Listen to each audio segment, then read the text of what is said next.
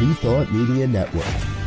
We are a global broadcast network of positive music, media, and entertainment, inspiring humanity's evolution along the journey of enlightenment and creating a world of love, peace, empowerment, and prosperity for all.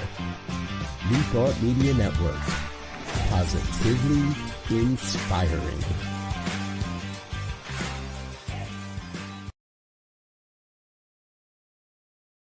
Welcome to Girls Behaving Metaphysically. Your hosts are two girls who believe that life is awesome, that laughter heals, and that it's possible to find deep spiritual insights in everyday experience. Here come the girls. It's more than practical. Here come the girls. Way more than merely factual. If you wanna know the secrets of a life that's free, listen to Girls Behaving Metaphysically. Listen to Girls Behaving Metaphysically.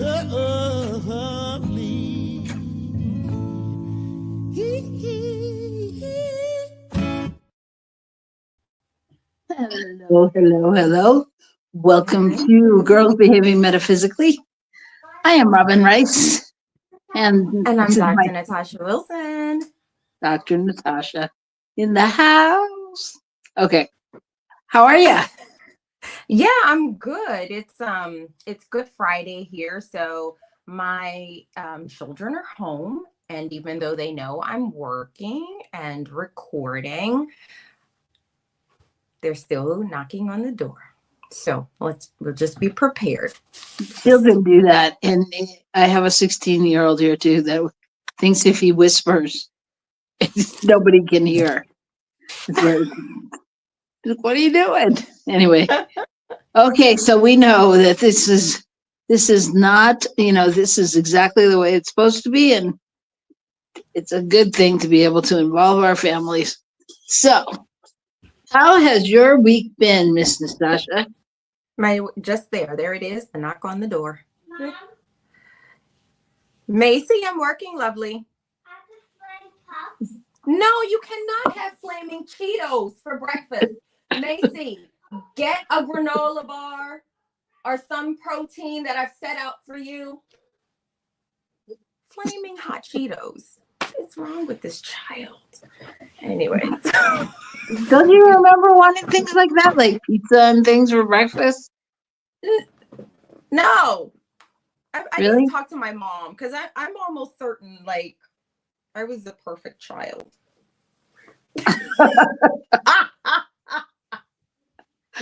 Maybe you shouldn't talk to her then. I know. I'm like, says the woman who was getting phone calls from her friends when I first started university. Been like, we think we saw Natasha in the French Quarter chanting with the Hare Krishnas. We thought she was up at school. That's so funny. See, pizza for breakfast, it's a good thing. Yeah. Well, yeah. The illusions of what we think our life was like, what someone else will tell us their story. Yeah, no. I gave my parents the flux. I know I did, but not like I'm telling you, I gave them the flux with things like that, Robyn. Right? Like my mom would get calls. Natasha's in the French Quarter chanting with the Hare Krishnas. Is she okay? Like. And that was when you knew what you were doing. Imagine when you were Macy's age. No, that's 18. Who knows what they're doing at 18? I don't know. Wait, I know, but you think you know. You think, I know. It's like you think you know more than you did when you were 9. That's such. I mean, yes, of course. I was telling my friend, like my 7-year-old, and you know my kids, you've seen them, and they're just getting so big. But my 7-year-old, like the other day, I called her for something. I don't even remember what it was. Oh, to try on some clothes. I bought it. Like I did a bit of an upgrade, wardrobe upgrade. We have a photo shoot coming up. Because I like to do a photo shoot every spring with them. But anyways, although it's fall here. So anyways, and I called her and she answers me, what?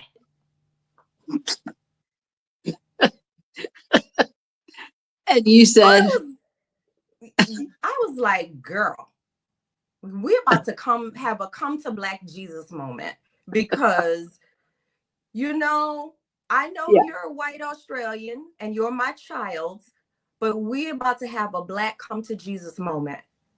So now we've worked on it. So she's very much like, yes, Mom. Yeah, you know, you only know about that wouldn't go down in a Black household like that if you've lived in one.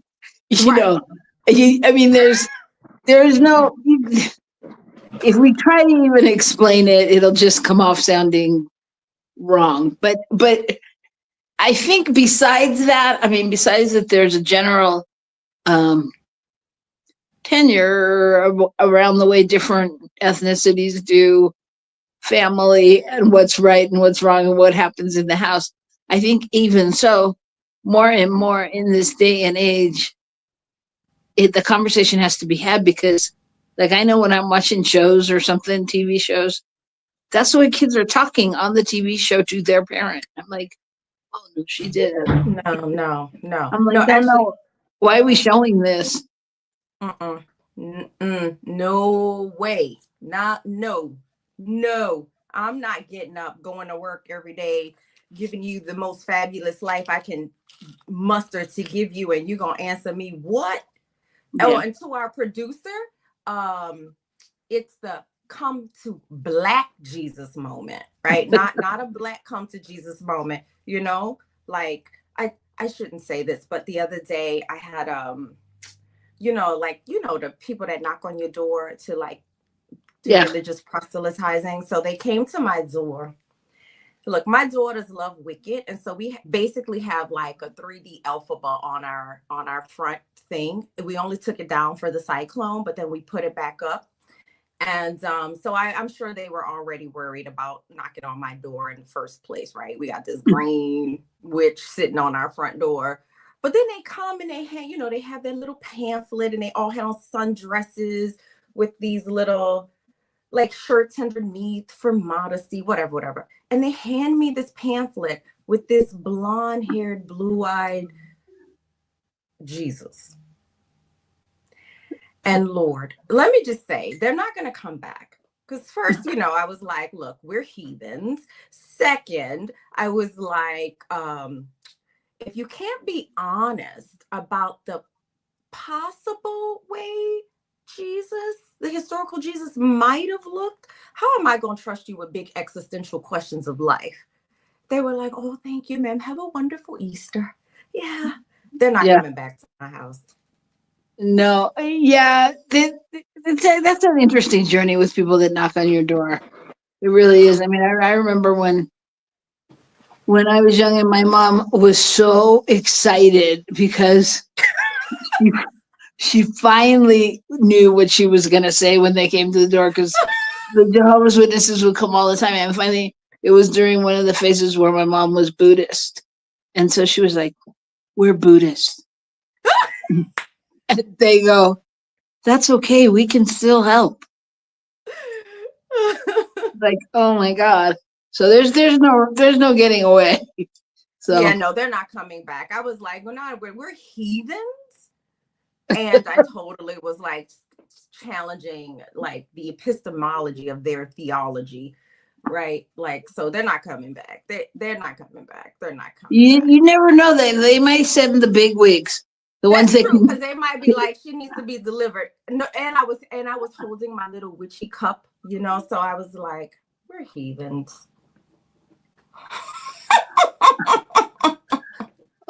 Yeah. So just to clarify, Michael, yes, come to Black Jesus moment, or you can say the look. We all know the look too. We've all gotten that's what it composes of, basically. And my daughter was like, yeah. Yeah. That's funny. So, and I'm glad to see, Michael. I think that's beautiful. Michael just said that he's going to be selling Science of Mind door to door. I think it's great that you've gotten another job as well to help support. Wait, I have to knock on doors with Science of Mind magazine for ministerial. That's different. That's different than coming to proselytize to people with a white Jesus. Like, I think that takes some balls to like knock on somebody's door. They already got a big green witch on the front door. And then the person answers and they look like me. Like, it takes some audacity. Anyways. It is interesting. It is interesting.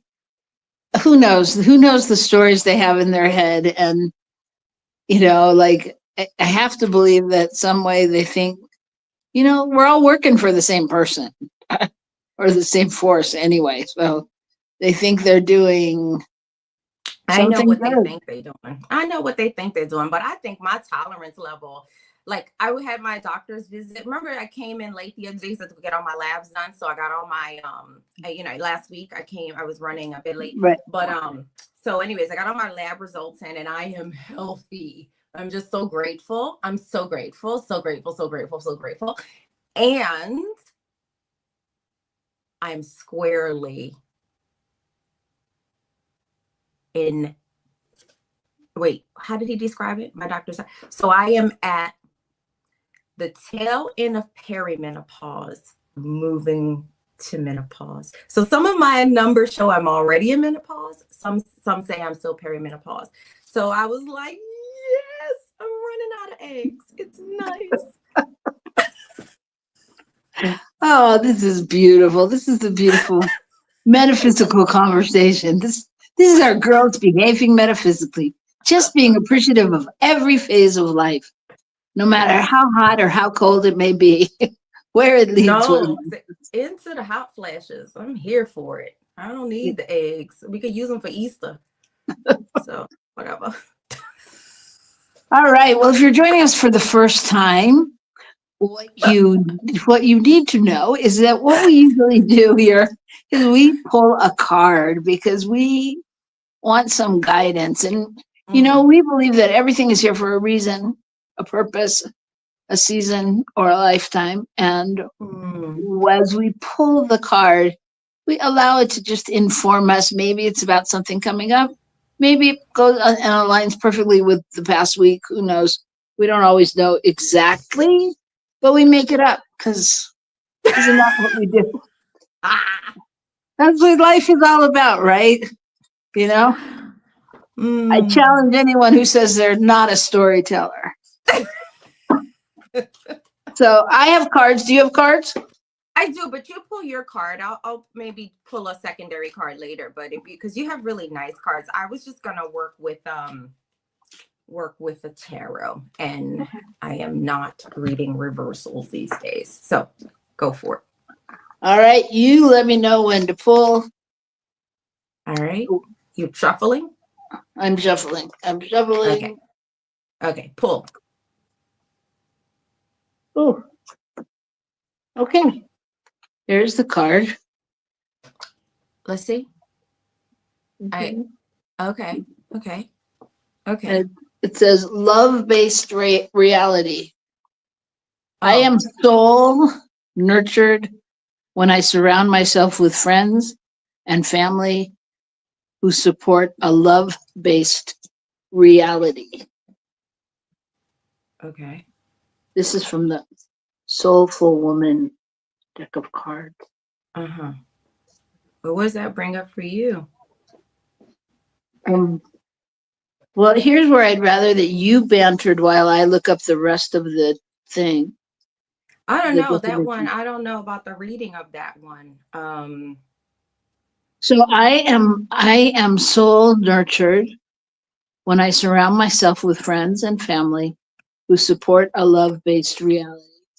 Who support a love-based reality. Okay. I didn't hear all of that. What I heard was I am something when I am surrounded by friends and family. I was like, look, we got to have some caveats here. But now I heard the rest of it. So that makes more sense. Okay. Can you read a little more about it though? Maybe. So it's interesting. It's the first card in the deck, and it says, I am soul nurtured whenever I surround myself with friends and family who support a love-based reality rather than a fear-based reality. I choose to devote myself to a reality that connects me to beauty, strengthens love in my life, and inspires, empowers, and fills me with joy. Mm. Nurturing a love-based reality sustains me in my life and keeps me buoyant whenever I face fears or self-doubt. It strengthens my capacity to be present and to be of greater service to life on the planet. I bow in deep appreciation to all the people who have supported me to be on my best and believed in me as I grow in love and compassion. I naturally reflect the light of these energies in all those around me. And then there's a card affirmation which says, I am soul nurtured when I surround myself with friends and family who support a love. Yeah. I mean, I love it. How do you not love being surrounded with love? But I think what it brings up for me is not only just the present moment, but how many people that have been in my life to get me to this moment, and people that not even so much the ones that the ones that I could name and claim as family or friends, but like even teachers or substitute teachers that came in a room, or or people at doctor's appointments that smiled at you when you were feeling, you know what I mean? Just like all those kind of people that were in the love kind of doing their work. That's beautiful. So it just gives me that kind of grateful feeling for like a bigger overall picture of people who have played a part in my life that I don't even know. That's, yeah. Do you have that? Beautiful. I do. As you were saying that, when you talk about people that you don't even know, I have this memory from childhood. I don't know how old I was, but I remember, I mean, I know I was young. Maybe I was 8. Maybe I was 8 or 9, because it was a time when it was okay for me to, like, anyone who knows, maybe other neighborhoods are like this, but like the neighborhood I grew up in, the 7th Ward in New Orleans, like there was like a little corner store, I guess like in New York might be a bodega, or in LA be a bodega, but it is. I was old enough to like walk to the store by myself, like the local little corner store. And I remember I was walking to or from the store. I don't remember that piece of it, but this old gentleman, I'll never forget. And I remember it was the summer that I had to get all my hair cut off, because my aunt did some sort of like chemical treatment thing to my hair without my mom's permission, and I kind of damaged it, and I had to like get all my hair cut off. And I'm young, it was affecting my self-esteem, whatever. But I remember I was walking either to or from the store, and this old man walked up like into his front yard as I was walking down the sidewalk in front of his house. And he said, and keeping this at this time, so I had to be really young because I had no clue of what Africa was or anything. But he said, you look like a little African queen. And I knew what a queen was, and then it made me really curious about Africa. So I was like, I just remember and that was like such a great little boost to my little self-esteem, and I don't think he knew. Of course, I mean, like the bigness of hearing that at that time in my life, where like my cousins were making fun of me because I didn't have any hair, and all this other stuff. And and it was just like this. Yeah. It gave you like a warm feeling. It boosted it lifted your spirit. It did. It really did. It really did. I have no idea who he was. Even though he like lived in my neighborhood, I don't know. It's interesting. Yeah.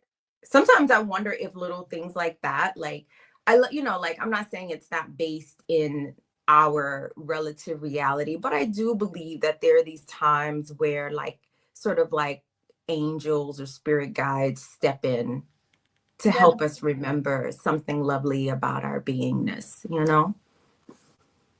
Yeah, I do. I agree. I totally agree. There's just so many times where even when you're somewhere that's crowded and you lock eyes with somebody, but you locked up. I mean, something happened.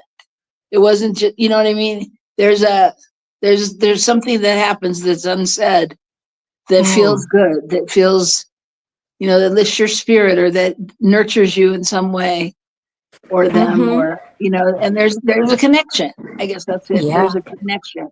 And we don't you always even know what it is. But when I think about that, like, if every one of the connections, like, is that extra love or pouring around us, like, I mean, that helps us to keep our reality established in love.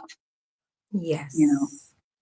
Yeah, and and sometimes we lock eyes with people and it leads to something beautiful. Like, that's how I met my first spouse. They were performing on stage. We locked eyes.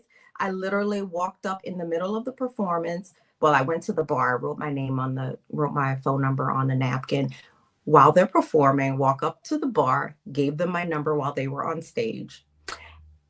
I was a bold little person now that I think about it. And that You're a person bold became little African queen. I know, that person became my very first spouse. Yeah. Yeah. Yeah. So yeah. So I do. I also like the title of the card, like a love-based reality. Like, what if I really live from that every day? I mean, I know we all like love, love, love, love. Yeah, yeah, yeah. We love everybody and rock the love and be the love and, all those things, but love-based reality, like, because as you know, there's times when the reality is hard to find the base being that of love. Yeah. Yeah. You know? Yeah. It is. It is. It can. It definitely, definitely, definitely can be. Hey, are you reading that book yet? The one I'm always going on about that I'm done reading it. I've read it a couple times now, but Universal Human. No. Yeah. So the whole basis of the book is basically like, what does it mean when we practice living from love as opposed to living from fear? So when we consciously choose love, or when we notice and feel fear, we acknowledge it, right? And then we care for it so that we can return to love as our baseline. It's a beautiful way to live. And I think especially now, because of, I mean, we're clearly going through a major shift in so many ways, whether that's politically and socially and just the big shifts. So I think Right. spiritually. But yeah, I think to sort of be grounded in that as a practice through this time, I just think can be very powerful. Absolutely. Yeah. Absolutely. So we're going to take a break. We're going to go on a break and we're going to come back. And today we're going to talk about enlightenment. Oh, okay. Yep. That's right. Enlightenment. I'm not sure. There's I mean, it's a small little subject, in our reality-based, love-based program. But we're going to talk about it. We're going to tackle it. We're going to see what comes up and see where we go with that. So, yeah, don't go away. And if you have something cool to tell us in the chat that came up around those cards, the card or anything we've said, please talk to us. We love to talk. We love to talk with the people. I mean, otherwise we just talk to ourselves and, join us. Give us a break from ourselves. Yes. But whatever you do, only take a short break and come right back here to New Thought Media, and we'll see you in a minute. Please help us say thank you to our organizational sponsors, including the Hefferland Foundation, Affiliated New Thought Network, International New Thought Alliance, Science of Mind Archives and Library Foundation, Center for Spiritual Living Denver, Center for Spiritual Living Midtown, New Thought Philadelphia, Planned Happiness Institute, Summit Center for Spiritual Living, One Heart Retreats, Center for Spiritual Living on the Lake, Unity Kitchener, Unity Spiritual Center Ottawa, Om Center for Spiritual Living, Satya Center, Begin Within Ministries, Center for Spiritual Living North Jersey, Unity of Savannah, and the Center for Spiritual Living Seattle, as well as all of our individual donors. Thank you for being part of the New Thought Media Network. Please like, share, and subscribe. New Thought Media Network, positively inspiring.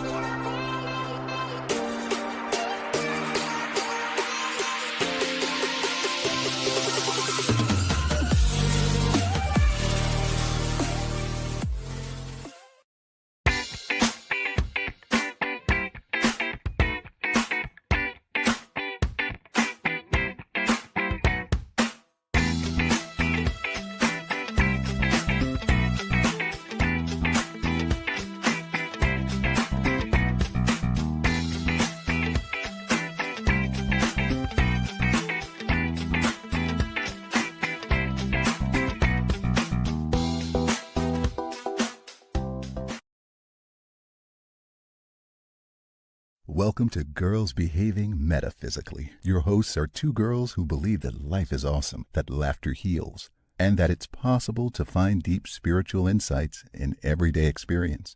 Here come the girls. It's more than practical. Here come the girls. Way more than merely factual. If you want to know the secrets of a life that's free, listen to Girls Behaving Metaphysically. Listen to Girls Behaving Metaphysically.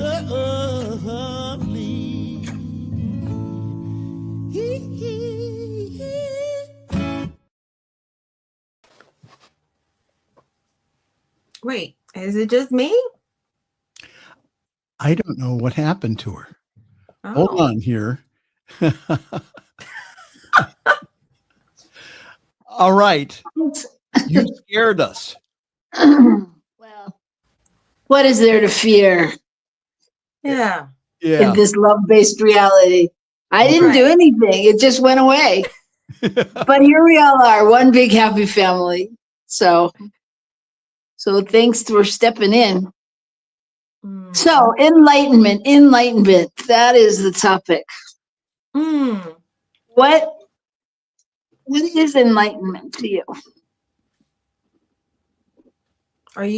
I'm sorry. Did I tell you, I don't know what's going on, but you all cut out for me on a regular basis. And sometimes I miss a word, but you always cut right back in. So I'm usually able to, like Michael just cut out just now, but he's back.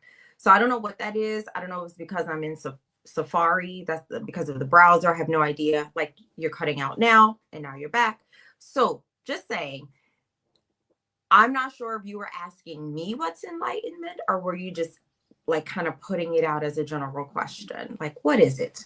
Yes, both. Yes to both.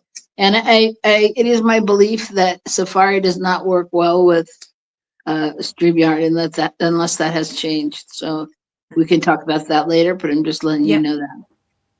So yeah, what is enlightenment? I mean, I think that enlightenment for me, there's the general overall kind of broad, profound understanding of like awakening and being one with everything, and I don't know, that kind of enlightenment. Um, and then I think there's variations of that as well. Like if we look at different teachings in which I am not versed, but the Buddhist enlightenment looks different than something else, Christian enlightenment or something. But at the end of the day, we're all working towards being more, I don't know, open somehow. I don't know. That's why I'm asking. What do you think it is?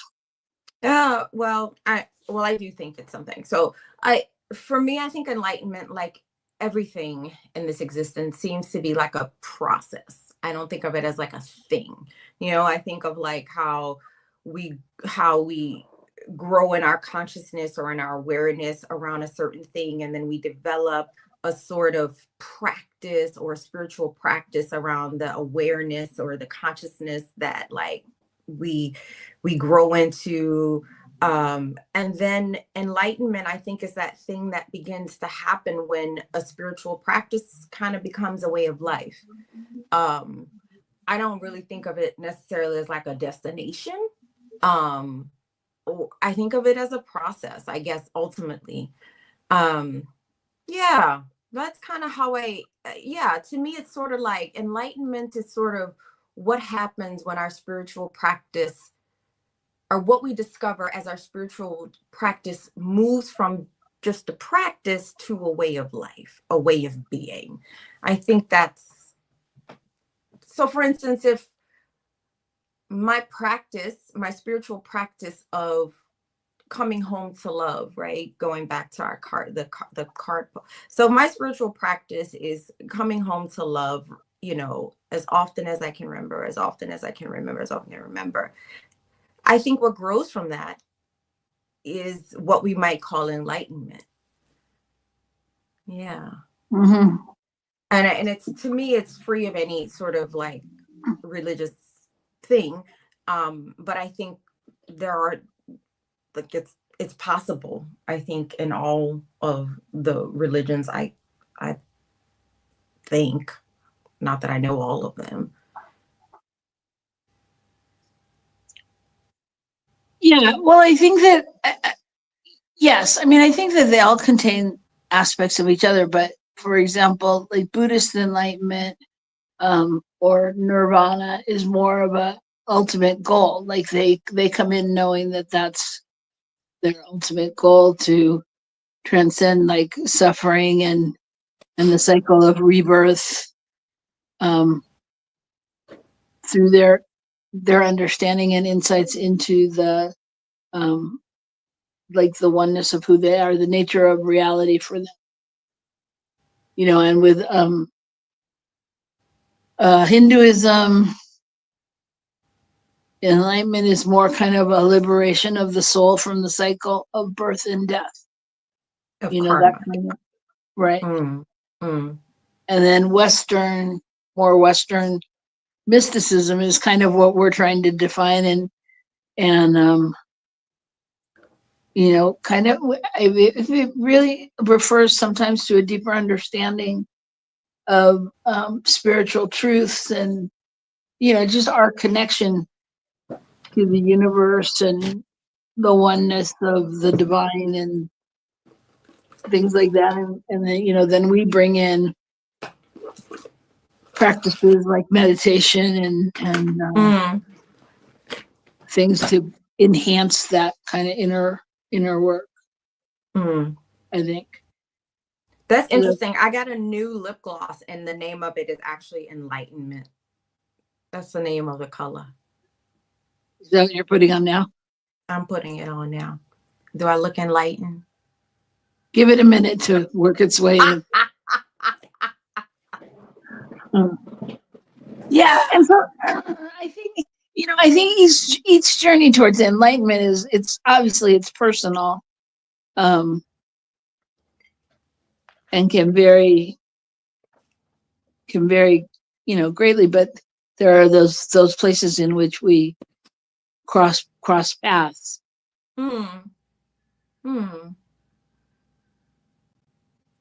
So I have this little statue of a laughing Buddha on my windowsill.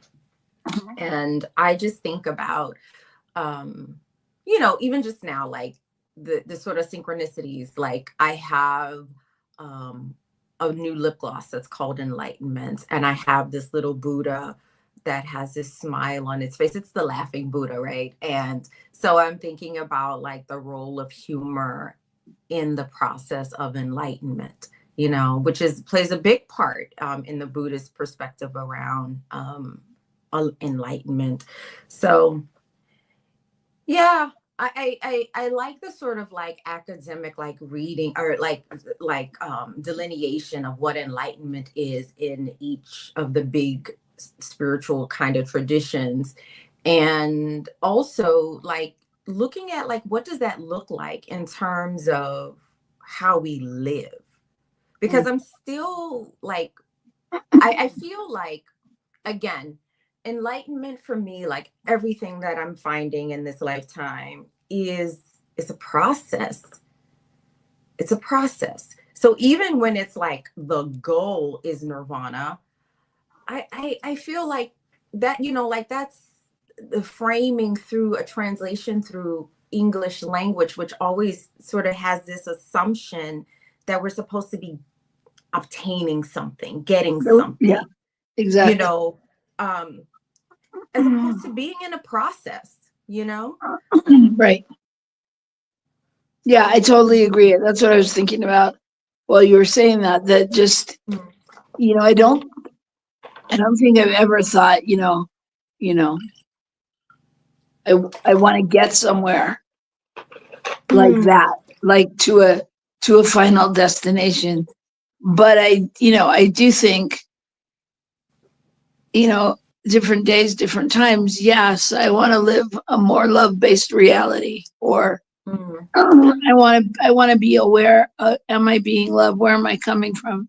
And I've been thinking the last few days, and I think we talked about this a little bit too on the show. It's like, I don't know, but I was saying something to somebody yesterday about, it's like we come and we learn, and then we got to unlearn what we learned in order, so it's like, it's this back and forth between, like I always, by the time people get old and are, at the final stages of their life, like it seems like, they've had to be responsible for their whole life, and they get to the stage where once again they're almost infantile like, and they have to have people taking care of them. So it's like, I just feel like we learn, we unlearn, we let go, we pick up, we you know what I mean? It's such a, I don't know, it's a weird journey to me. Yeah, a human journey is just totally weird. It's totally weird. I remember I was taking, I don't know what class I was taking, but it was like, I'm pretty sure it was a New Thought class, but I just cannot remember which one it was. But I remember there was this example where like there was like a little object. In this case, I'm just using the pen. And then the teacher just started saying like, we come in, this is us as a new soul to the planet, so we make a decision, we come to the planet and we're here. And if you look at, when most babies, they just love everything about themselves. They love their bodies. They love their bodies so much. They put their feet in their mouths. They just love Right. life. Right. And then the instructor started saying, and then we start to have human experience. Right. And so then the human experience was represented by like layers of cloth. But in this case, I don't have layers of cloth. I have layers of paper. So there's a layer of paper over that soul now, right. The human experience, another layer of paper, or another layer, a big old chunk of layer, right? Which is all life experience. But the essence is still there. And so the process of enlightenment is often like removing this layer, removing this layer, removing this layer, and coming back to remembering the essence, right? That I remember that being given as this beautiful example of enlightenment. And of course, like me, because I'm always cracking jokes, I was like, oh, so the goal to enlightenment is just to get naked. Okay.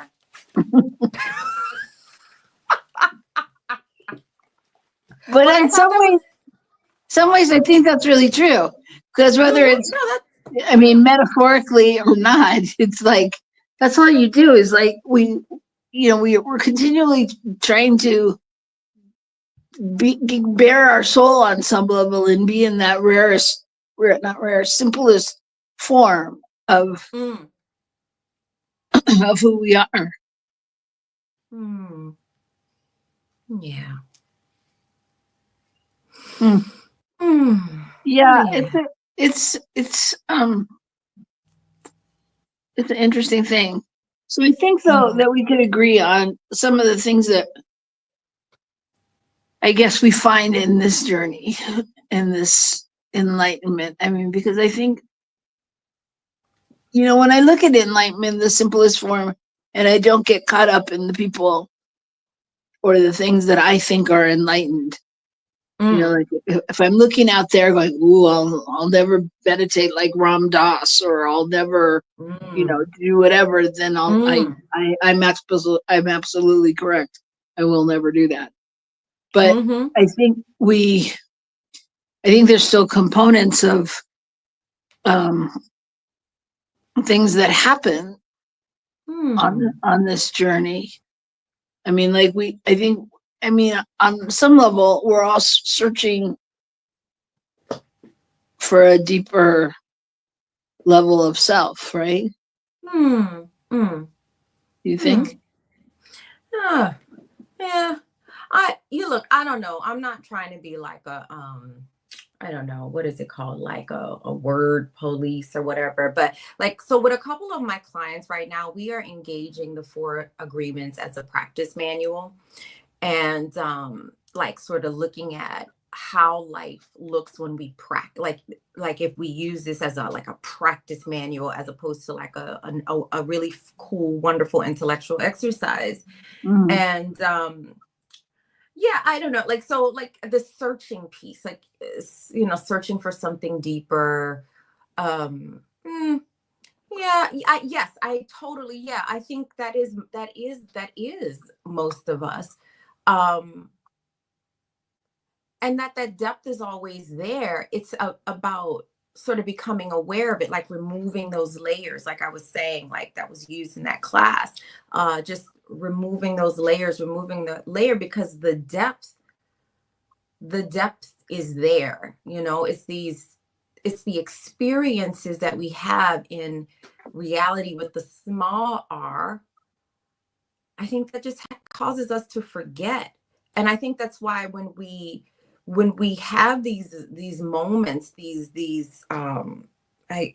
Buddhists call it the Satari moment, right? We have these rememberings from a soul level of who and what we really are.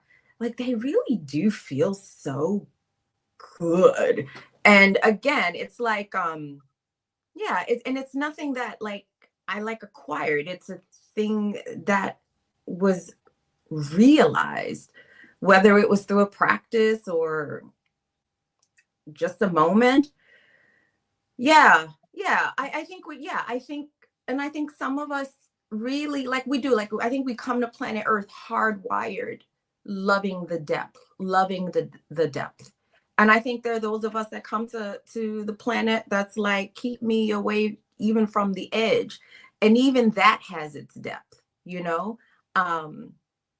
when we think about existence. Yeah, I agree. And I think, what you said before, I think that no matter which one of those personalities or anything else that we may come with, we also come that as that baby that you said, loving to put their foot in their mouth, or, their fingers in their ears, or, just wanting to find out and wanting to know with that curiosity.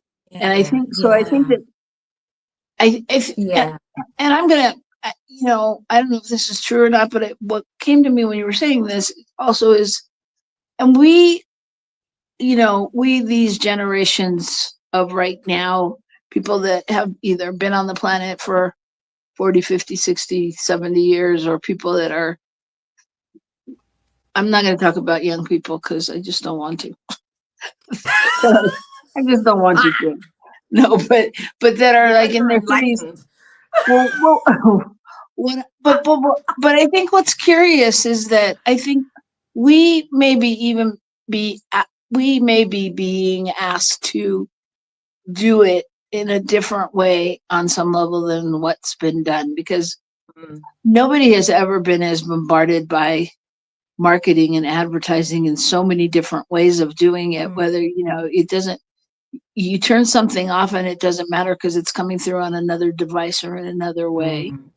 And so really be able, I mean, because, so this enlightenment journey, so what we said, it's about, self-reflection and spiritual practices and all that. But I mean, I think like when we're asked, like also I know people that can't really answer the question, so what would bring you joy right now?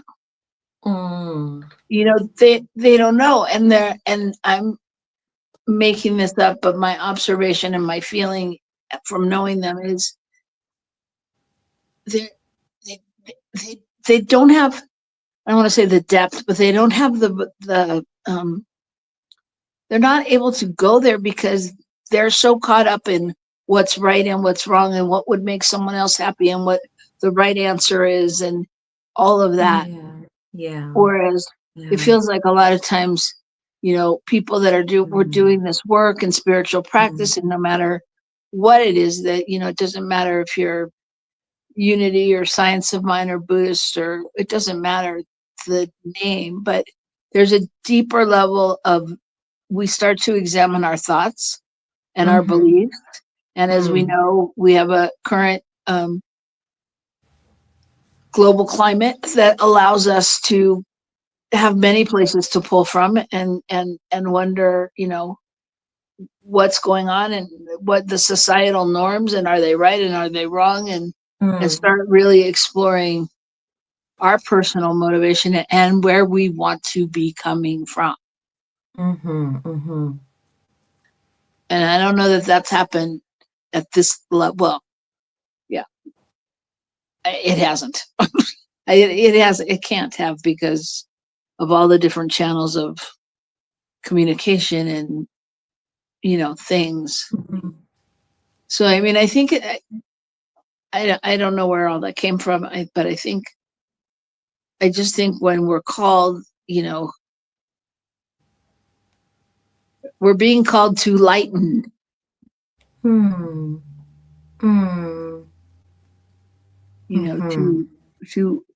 To become lighter, to truly, and shed some of that stuff that that's been put on us. Of course, absolutely. So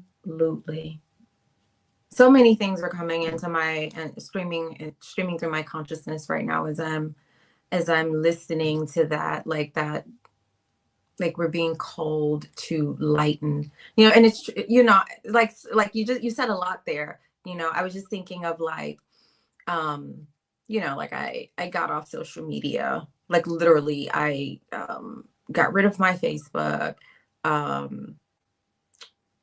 I tried to get rid of my Instagram, but I couldn't.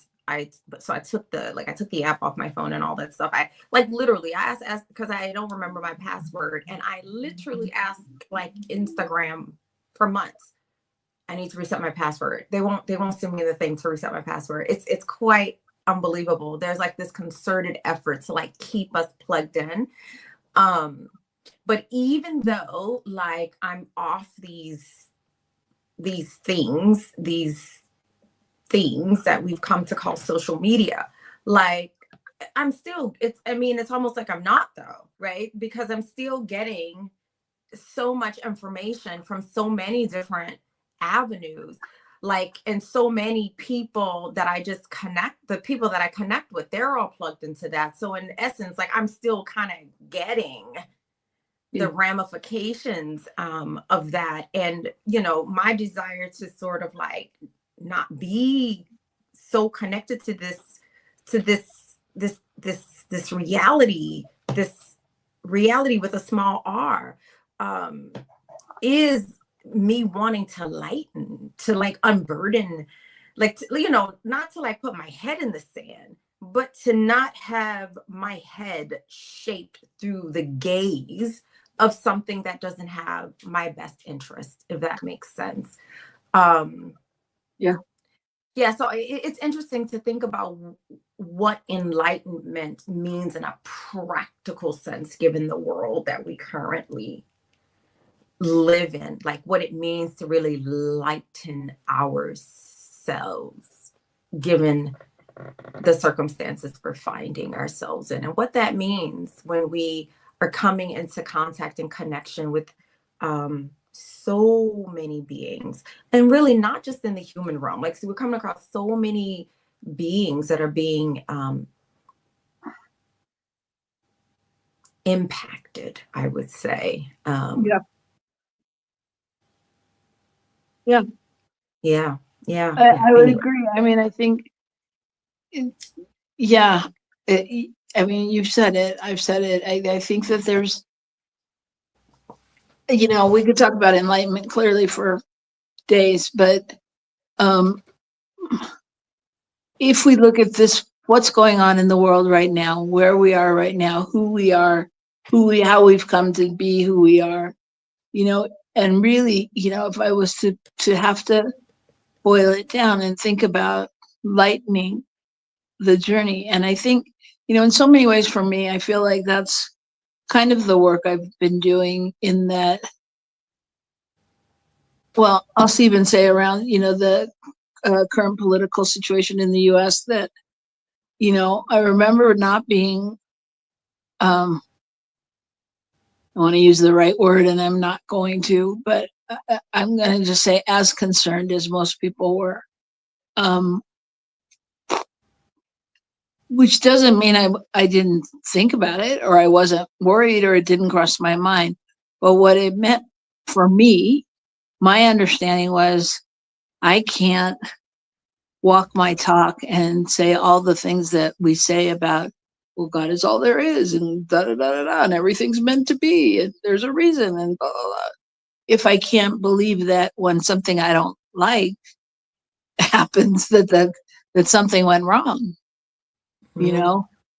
And so, like, standing in that place, it's not that I don't see the injustice. It's not that there isn't a lot of work to do. It's not that, all of the things that people are feeling, but it is a sense of trust for me, trusting, like, not to get stuck there, not to let that be where my light goes, where my power goes to the negative, and really, be able to come forward and not stop doing the work, notice, okay, there's work that needs to be done here, and what is my role here? What is mine to do? So staying awake, which is no freaking joke. Look, I think more now probably than ever in our modern human history, like, there are two things that are like really apparent. Like, the fact that I don't live in the US at this moment, it really is helping me to really remember something that I think people in America have always struggled with, is that, like, we're not the center of the universe. The US is not the center of the universe. And there are things happening in other parts of the world that really are wonderful and beautiful. And I think it's also important to really look at places in the world where things are working, right? Where things are working, to commit even more to standing in our light. Because, if we want to just talk about what's happening in the US, which is a transition into fascism or a decline into that, whatever. But if we look at that, even if we just look at it for what it is politically, for that to fully manifest, it really requires for everyone or most of us to relinquish our power. And when I say power, I mean our light, right? There's a reason we call the electricity company the power company, the light company, right? It's all energy, right? Those sorts of systems that are trying to take over in places like the United States, in places like Hungary, and just a number of places around the world, right? Like it requires us to allow ourselves to be basically turned into batteries that can be, our energy siphoned. So our ability to command our light, I think, is a real cornerstone of enlightenment, right? Like committing to our light even more, even now, especially now. Especially now. Yes, absolutely. And this is a topic that we can go on and will go on with for time to come, because it's the always month of going to pop April. up. It is the month of April. But as long as the light shows up, we'll be talking about it. So that's what I encourage everybody to do this week. Thank you so much for being here with us. We see you out there, even though you're not typing in the chat, but we'd love to hear your thoughts on this or anything that you'd like us to talk about or you'd like to hear about. We love to explore what you want to hear. So feel free to drop it in the chat. Yeah. Or to let us know. And special thanks to our producer, Michael Mangus. He is the best. You can see him on Friday nights, Fireside Chat. And big shout out to New Thought Media Network, because they are doing the work that keeps the light on the planet in balance. So it takes all of us putting in the work. And we're so glad to be working with you. And look, we need to keep the lights on. We need to keep the lights on. So, like, seriously, subscribe, do all the things that you can do to keep this light shining in the world right now.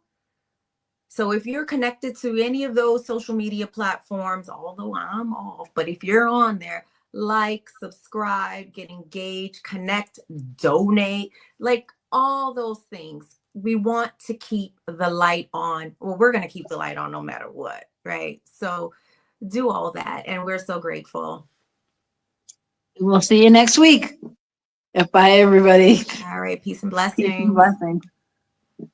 Please help us say thank you to our organizational sponsors, including the Hefferland Foundation, Affiliated New Thought Network, International New Thought Alliance, Science of Mind Archives and Library Foundation, Center for Spiritual Living Denver, Center for Spiritual Living Midtown, New Thought Philadelphia, Planned Happiness Institute, Summit Center for Spiritual Living, One Heart Retreats, Center for Spiritual Living on the Lake, Unity Kitchener, Unity Spiritual Center Ottawa, Om Center for Spiritual Living, Satya Center, Begin Within Ministries, Center for Spiritual Living North Jersey, Unity of Savannah, and the Center for Spiritual Living Seattle, as well as all of our individual donors. Thank you for being part of the New Thought Media Network. Please like, share, and subscribe. New Thought Media Network, positively inspiring.